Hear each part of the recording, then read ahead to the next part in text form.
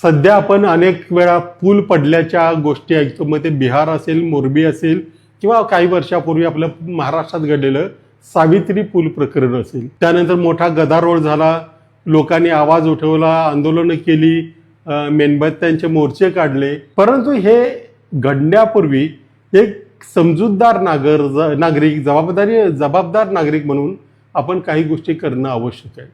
खरं तर असे जे पूल बांधले जातात त्याच वेळेला त्या पुलांचं एक आयुष्य ठरवलेलं असतं.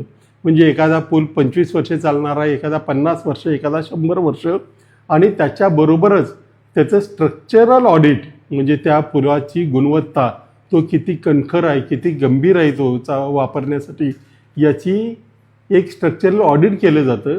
आणि कायद्याप्रमाणे असं हे जे ऑडिट आहे, हे ऑडिट संकेतस्थळावर राज्य शासन असेल, महापालिका असेल किंवा आणखी कोणी PWT सारख्या संस्थेने बांधलेलं असेल तर ते स्ट्रक्चरल ऑडिट करणं हे बंधनकारक असतं. ते याच्यावर टाकणं, संकेतस्थळावर टाकणं हेही बंधनकारक असतं. परंतु तसं टाकलं नसेल, तुम्हाला ज्या पुलाबद्दल शंका आहे त्या पुलाची सगळी माहिती, म्हणजे त्याची निविदा कधी काढली, वर्क ऑर्डर काय काय होते, त्याच्यामध्ये जो असे पूल बांधतात त्यावेळेला तो जो ठेकेदार आहे त्याच्याशी करार केला होता, तो करार काय होता, किती कालावधीनंतर त्याचं स्ट्रक्चरल ऑडिट करणं बंधनकारक होतं, या सगळ्यांची माहिती तुम्हाला माहिती अधिकारांतर्गत मागवता येईल.